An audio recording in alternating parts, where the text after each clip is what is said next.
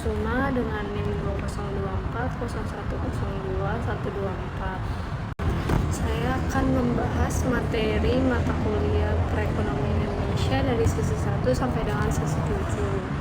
Menurut saya, mata kuliah Perekonomian Indonesia ini sangat berperan penting karena berhubungan atau berkaitan langsung dengan kehidupan kita sehari-hari, mulai dari harga kebutuhan pokok, lapangan pekerjaan, sampai dengan pembangunan di daerah tempat tinggal kita. Dalam pembahasan kali ini, saya akan membahas mengenai bagaimana perjalanan ekonomi Indonesia dari masa ke masa, sistem ekonomi yang digunakan, pertumbuhan ekonomi, masalah kemiskinan dan kesenjangan, ketahanan pangan, serta analisis industri hingga kebijakan moneter yang mengatur stabilitas ekonomi negara. Kalau dilihat dari sejarahnya, kondisi ekonomi Indonesia itu tidak langsung berkembang seperti sekarang. Pada masa penjajahan, kegiatan ekonomi di Indonesia itu lebih difokuskan untuk kepentingan negara penjajah.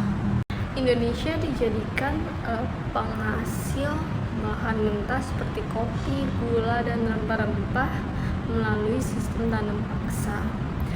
Jadi rakyat terus bekerja keras, tetapi keuntungan utamanya itu justru dinikmati oleh negara penjajah atau pemerintah kolonial. Hal ini menyebabkan kesejahteraan masyarakat sangat rendah pada saat itu.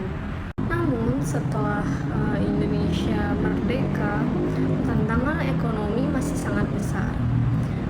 Negara yang baru berdiri atau merintis harus menghadapi inflasi yang tinggi, kekurangan kebutuhan pokok, serta kondisi infrastruktur ekonomi yang rusak akibat perang. Pemerintah pada masa awal kemerdekaan berusaha untuk menstabilkan ekonomi dengan memperbaiki sistem keuangan dan produksi nasional. Kemudian pada masa Orde Baru, pembangunan ekonomi mulai difokuskan pada pertumbuhan melalui industrialisasi dan masuknya investasi asing. Lalu ekonomi Indonesia mengalami pertumbuhan yang cukup tinggi serta pembangunan infrastruktur yang meningkat dan sektor industri mulai berkembang. Namun di sisi lain, pertumbuhan tersebut itu belum sepenuhnya merata sehingga muncul kesenjangan sosial antar masyarakat. Memasuki era reformasi hingga sekarang, sistem ekonomi Indonesia itu lebih terbuka dan transparansi. Perkembangan teknologi digital juga membawa pengaruh besar terhadap aktivitas ekonomi. Saat ini banyak bermunculan bisnis berbasis online, startup teknologi, serta perdagangan digital yang membuka peluang kerja baru bagi masyarakat. Indonesia menerapkan sistem ekonomi Pancasila, yaitu sistem ekonomi yang berlandaskan nilai-nilai Pancasila dan Undang-Undang Dasar 1945. Sistem ini menempatkan kesejahteraan rakyat sebagai tujuan utama dari kegiatan ekonomi. Pemerintah berperan penting dalam mengelola sektor-sektor seperti energi, transportasi, sumber daya alam, masyarakat, dan sektor swasta tetap diberi kebebasan untuk berusaha. Dengan kata lain, Indonesia menggunakan sistem ekonomi campuran, di mana mekanisme pasar tetap berjalan, tetapi tetap diawasi agar tidak merugikan masyarakat. Selanjutnya kita akan membahas pertumbuhan ekonomi. Pertumbuhan ekonomi itu menunjukkan peningkatan produksi barang dan jasa dalam suatu negara selama periode tertentu. Indonesia mengalami perubahan struktur ekonomi yang cukup besar. Dulu sebagian besar masyarakat bekerja di sektor pertanian. Seiring perkembangan teknologi dan urbanisasi, sektor industri manufaktur berkembang pesat seperti industri tekstil, otomotif, dan elektronik. Saat ini sektor jasa dan ekonomi digital itu juga semakin dominan, seperti layanan transportasi online, e-commerce, dan industri kreatif. Perubahan ini menunjukkan bahwa ekonomi Indonesia itu terus beradaptasi seiring berjalannya waktu dengan perkembangan zaman. Pertumbuhan ekonomi itu dipengaruhi oleh beberapa faktor penting, seperti investasi yang meningkatkan produksi, perkembangan teknologi yang membuat pekerjaan lebih efisien, kualitas sumber daya manusia melalui pendidikan, serta stabilitas politik yang mendukung kegiatan usaha. Ketika faktor-faktor tersebut berjalan dengan baik, maka pertumbuhan ekonomi di Indonesia itu juga akan terus meningkat, serta kesejahteraan rakyat juga ikut naik. Namun, pertumbuhan ekonomi tidak berarti semua masyarakat merasakan manfaat yang sama. Indonesia masih menghadapi kemiskinan dan kesenjangan ekonomi. Kemiskinan itu terjadi ketika masyarakat belum memenuhi kebutuhan pokok atau primer atau kebutuhan dasar seperti makanan, pendidikan, kesehatan, dan tempat tinggal yang layak atau sandang, pangan, papan. Sementara itu, kesenjangan ekonomi itu terjadi dari perbedaan pendapat antara masyarakat kaya dan miskin, antara daerah yang maju dan daerah yang daerah tertinggal atau kota. Contohnya, pembangunan di kota besar lebih cepat daripada pembangunan di daerah terpencil atau pedesaan. Penyebab kemiskinan dan kesenjangan yang cukup beragam, mulai dari keterbatasan pendidikan, kurangnya kesempatan kerja atau lapangan kerja, hingga akses ekonomi yang tidak merata. Pemerintah berupaya mengurangi masalah ini melalui program bansos atau bantuan sosial seperti pelatihan kerja, pembangunan infrastruktur, serta dukungan untuk UMKM agar masyarakat itu memiliki peluang ekonomi yang lebih luas.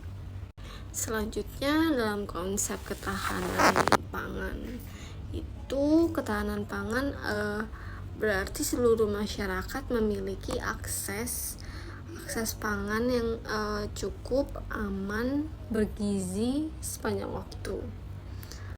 Ketahanan pangan ini tidak hanya soal produksi makanan, tetapi juga kemampuan masyarakat untuk memperoleh makanan tersebut dengan harga yang terjangkau. Ada 3 aspek dalam ketahanan pangan, yaitu ketersediaan pangan, akses pangan, dan stabilitas harga pangan. Pemerintah berupaya untuk meningkatkan ketahanan pangan melalui modernisasi pertanian, penggunaan teknologi pertanian, pembangunan irigasi, dan diverifikasi pangan lokal seperti jagung, sagu, dan umbi-umbian. Dalam perkembangan ekonomi modern, analisis industri menjadi sangat penting. Analisis industri itu dilakukan untuk melihat kondisi suatu sektor usaha, tingkat persaingan, lalu perkembangan teknologi, serta kebutuhan pasar. Indonesia memiliki berbagai sektor industri unggulan seperti industri manufaktur, pertambangan, kelapa sawit, pariwisata, dan industri digital. Dengan melakukan analisis industri, pemerintah dan pelaku usaha dapat menentukan strategi yang tepat untuk meningkatkan daya saing ekonomi nasional di tingkat global. Lalu, kebijakan moneter. Kebijakan moneter itu merupakan kebijakan ekonomi yang bertujuan mengatur jumlah uang beredar agar ekonomi tetap stabil.